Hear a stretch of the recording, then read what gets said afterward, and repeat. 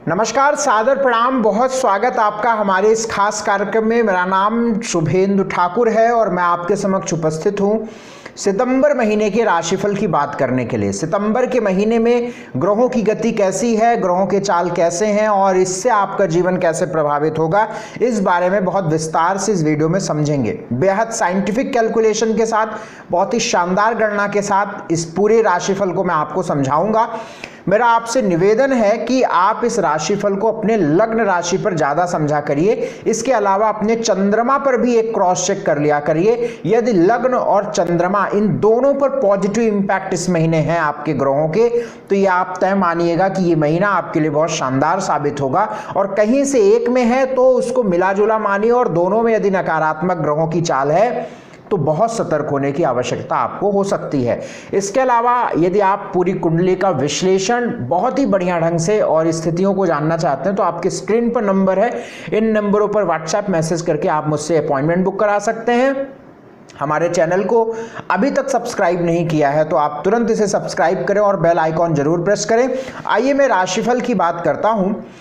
देखिए, सितंबर का जो महीना है वो 1 सितंबर 2023 शुक्रवार के दिन से शुरू हो रहा है।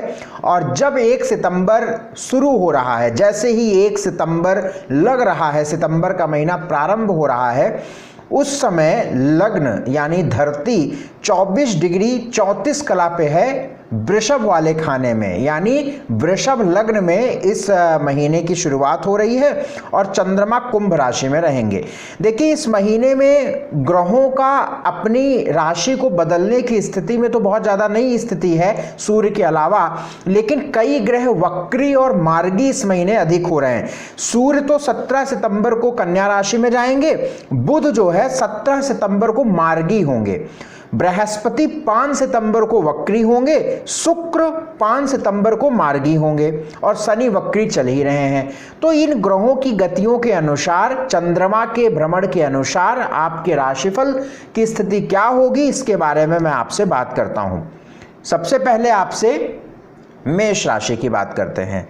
मेष राशि वालों के लिए सितंबर की अगर हम बात करें, सितंबर महीने की बात करें, तो आपके स्क्रीन पर कुंडली बनी हुई दिखेगी, आप उसे देखिएगा। सितंबर के महीने में लग्न में राहु और बृहस्पति आपके हैं। बृहस्पति जो आपके कई मामलों को अभी तक सजो रहे थे, पैम्पर कर रहे थे, बेहतर कर रहे थे अन्य ग्रहों की स्थितियों की नेगेटिविटी के अनुसार, ये जो बृहस्पति वक्री हो रहे हैं, ये बात आपके लिए अच्छी नहीं है।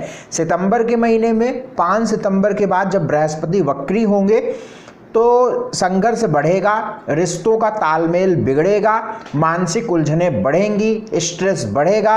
और सबसे बड़ी बात जो आपको समझनी है, इस महीने आपकी राशि का मालिक कौन होता है? मंगल होता है। हर बार मैं बताता हूं, मेष राशि का संबंध यदि आपके जीवन से है तो इसका मतलब है कि मंगल एक अमुख ग्रह आपके जीवन के लिए साबित हो रहे हैं। अब मंगल आप देखिए कि जहां पे 1 नंबर लिखा हुआ है ये लग्न है, यहां के मालिक मंगल हैं। और मंगल आप देखिए जहां पे 6 नंबर लिखा हुआ है मार्स, यहां पर मंगल बैठे हुए हैं। छठा भाव रोग ऋण शत्रु का होता है, ये बात बहुत खराब है। मंगल का छठे घर में जाना इवन सितंबर के महीने में ही नहीं, अगस्त के महीने, अगर आपको सितंबर का महीना जानना है, मतलब आपको ये लग रहा है कि मैं बता रहा हूं तो वो बात कितनी सही है, अगर इस बात को यदि समझना है तो आप सितंबर के महीने से अंतिम अगस्त का एक हफ्ता देखिए। अगस्त का 1 हफ्ता आप देखेंगे, अगस्त के 1 हफ्ते से ही ये चीजें शुरू हैं कि मानसिक उलझन बढ़ गई है, जो काम बहुत इजीली हो रहे थे उसमें ऑब्स्टेकल्स आने लगे हैं, पैसे आपके वेस्ट होने लगे हैं, पैसे आपके फंस गए हैं, दवाइयों पर पैसे आपके जा रहे हैं, बेमतलब की परेशानियां आपके सामने आ रही हैं, मित्र भी शत्रु हो रहे हैं। इस तरीके की चीजें आपको सितंबर के महीने में देखने को मिलेंगी। बहुत सावधान रहने की आवश्यकता है, क्योंकि सितंबर के महीने में जब मंगल की स्थिति खराब होगी ना तो फ्रस्ट्रेशन बढ़ेगा, स्ट्रेस बढ़ेगा, टेंशन बढ़ेगा, उलझन बढ़ेगी, रिश्ते बहुत वीक हो जाएंगे।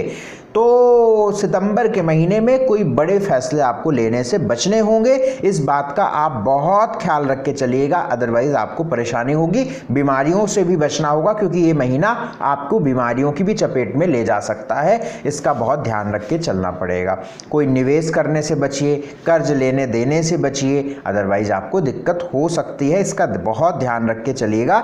और इसके लिए यदि आप समझदार व्यक्ति हैं तो आप समझिए कि लग्नेश छठे घर में है, रोग ऋण शत्रु में है, तो डेफिनेटली रोग ऋण यानी लग्न निर्बल हो गया, लग्न मलिन हो गया। अब लग्न में जो बृहस्पति चीजों को मैनेज कर रहे थे वो भी वक्री हो गए, तो थोड़ा सा संघर्ष वाला ये महीना कहा जा सकता है। हालांकि एक भाग आपके सूर्य का वो काफी अच्छा है, पंचम भाव में सूर्य हैं, पंचम भाव में सूर्य हैं, जहां पे 5 नंबर लिखा हुआ है, स्वराशि का सूर्य है, तो ये सरकारी मामले, पेट एजुकेशन से संबंधित मामले ये अच्छे रहेंगे। और जो मंगल आपके छठे घर में चीजों को खराब कर रहे हैं उन मामलों के कई हद तक ये सूर्य काउंटर करेंगे। लेकिन मैं आपको बता दूं कि 17 सितंबर को ये सूर्य भी छठे घर में आ जाएंगे, तो जो 17 सितंबर के बाद का समय है वो ज्यादा टफ आपके लिए हो सकता है।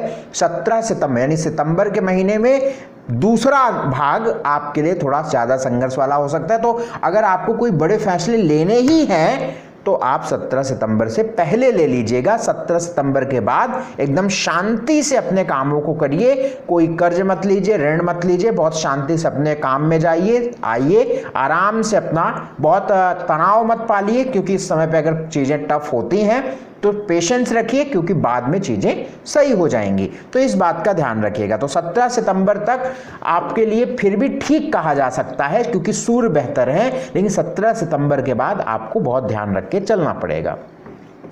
बाकी शुक्र जो है वो 5 सितंबर को मार्गी होंगे, तो कुछ फंसे पैसे या रुके पैसे या फाइनेंशियल फ्लो थोड़ा सा बेहतर होगा, क्योंकि शुक्र मार्गी होंगे जो धनेश और डेली इनकम के मालिक हैं।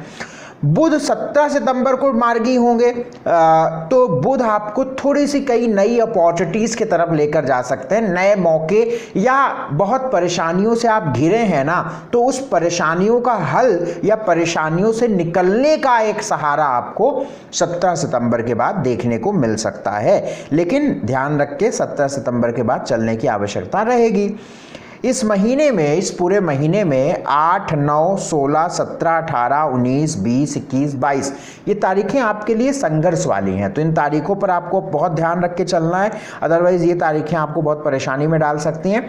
स्वास्थ्य की दृष्टि से बात करें इस महीने को, तो स्वास्थ्य अच्छा नहीं रहेगा, तो स्वास्थ्य में अपना बहुत ध्यान रखिए, अटेंशन रखिए, खान पान ध्यान रखिए। धन की बात करें तो 5 सितंबर के बाद थोड़ी सी धन की स्थिति ठीक रहेगी, क्योंकि शुक्र मार्गी हो जाएंगे, लेकिन इस महीने को धन की दृष्टि से भी बहुत सकारात्मक नहीं कहा जाएगा। हालांकि फाइनेंशियल फ्लो को लेकर इतना कोई हमें दबाव या ऑब्स्टेकल्स नहीं दिखते हैं, लेकिन धन खर्च की तरफ भी बहुत इंडिकेशन हो रहे हैं, क्योंकि मंगल की दृष्टि भी व्यय भाव में है, लाभ भाव का मालिक शनि भी वक्री है, सेकंड हाउस का मालिक शुक्र भी चतुर्थ भाव में शत्रु राशि का बैठा हुआ है, तो ये सारे मामले आपको धन को लेकर थोड़ा सा वीक बनाते हैं। लेकिन शुक्र, गनीमत है कि शुक्र मार्गी हो जाएंगे, तो थोड़े से रिजल्ट अच्छे होंगे। और जब शुक्र 3 अक्टूबर के बाद मूव करेंगे सिंह राशि में, तो फाइनेंशियल फ्लो आपका रिकवर होने लगेगा। एजुकेशन की दृष्टि से यह महीना अच्छा है। 17 सितंबर तक जो एजुकेशन में इन्वॉल्व है, स्टडी कर रहे हैं, रिसर्च कर रहे हैं, उनके लिए ये महीना ठीक है। तो अगर कोई आपको स्टडी से, एजुकेशन से मामले में आपको कुछ प्रयास करना है तो 17 सितंबर से पहले कर लीजिए। नौकरी को लेकर भी यह महीना, अगर नौकरी में कोई प्रयास करना है तो 17 सितंबर के पहले करिएगा।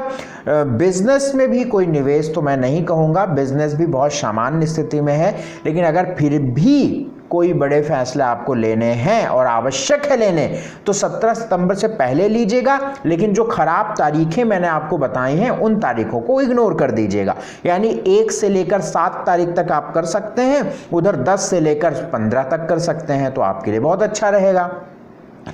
मैरिटल लाइफ में तो रास्ते अभी नज़र नहीं आ रहे हैं, क्योंकि सप्तम भाव पर केतु है, तो अभी आपको और ध्यान रखना पड़ेगा। नवंबर तक थोड़ा सा सामंजस्य बनाना पड़ेगा, और सितंबर के महीने में तो अधिक बनाना पड़ेगा, क्योंकि बृहस्पति भी वक्री हो रहे हैं। तो अगर कुछ प्रॉब्लम अराइव होती हैं तो धैर्य से उस वक्त को निकलने दीजिएगा, बाकी जो उपाय मैं बताऊंगा उसको करिएगा।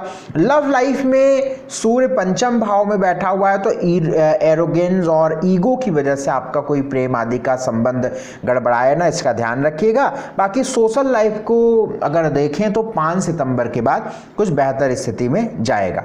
यह महीना आपके लिए काफ़ी कई मामलों में अच्छा रहे, अच्छा फलदायी रहे, बेहतर रहे, उसके लिए मैं कुछ उपाय बताता हूं। देखिए, उपाय आपको मंगल के करने पड़ेंगे, क्योंकि आपका मुख्य ग्रह मंगल है। मंगल को अच्छा रखोगे तो आपका थॉट प्रोसेस, आपकी आत्मविश्वास, ये सारी चीज़ें बहुत मजबूत रहेगी, जिससे आप अपनी परेशानियों से अच्छे तरीके से लड़ पाएंगे और उसको कहीं ना कहीं से अपने अच्छे रास्ते खोज पाएंगे।